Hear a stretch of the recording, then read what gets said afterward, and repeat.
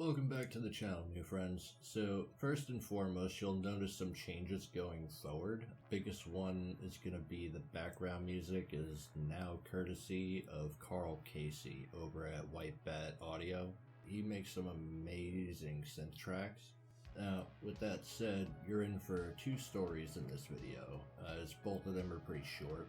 Well, the second one is only a video, which I'll provide commentary after showing it, of course. I'm gonna call the trigger warning right now though, and I'll do it again before playing the video. I just think both stories tie into each other too well to make them separate videos. So let's get started with the first story, entitled My Ex Reached Out to Me After 2 Years. So, 2 years ago, my abusive ex and I broke up. We had been together for a year and a half, and she quickly turned really abusive towards me and manipulated me in so many ways. After the breakup, things have been so much better. I could spend time with my family and friends without having to worry about her. We've been in no contact for about 20 months straight, and now all of a sudden, she sent me a text asking me how I'm doing. My friends told me to ignore her, and I know I am never going back to her no matter what she says. But I am still curious about how she is doing now. It's like I've forgiven her for all the shitty things she's done to me, but I will never forget it, and therefore never give her a new chance. Still, I'm just confused about what I should tell her, because I don't want to be a mean dick to her, even though she does deserve it, but I also want to be clear that I'm never going to be her friend ever again.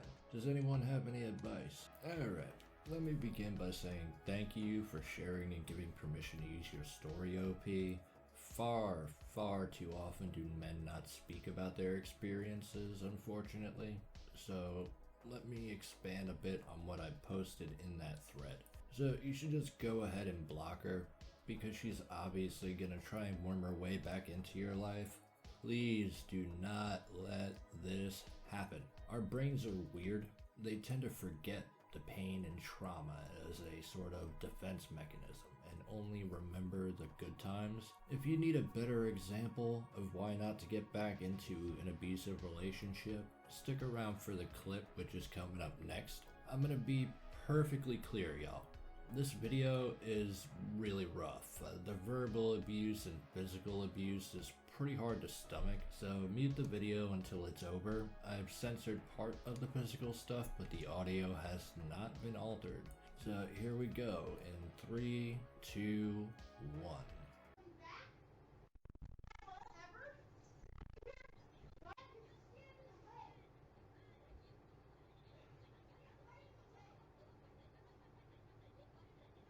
You have a son, and that is an obligation you need to. You have been ignoring that obligation all week. Are you stupid? Get out! Ignoring that obligation all week? You didn't even have cell phone for Jesus Christ and all his little carpenter buddies. That's some bone-chilling stuff to witness, isn't it?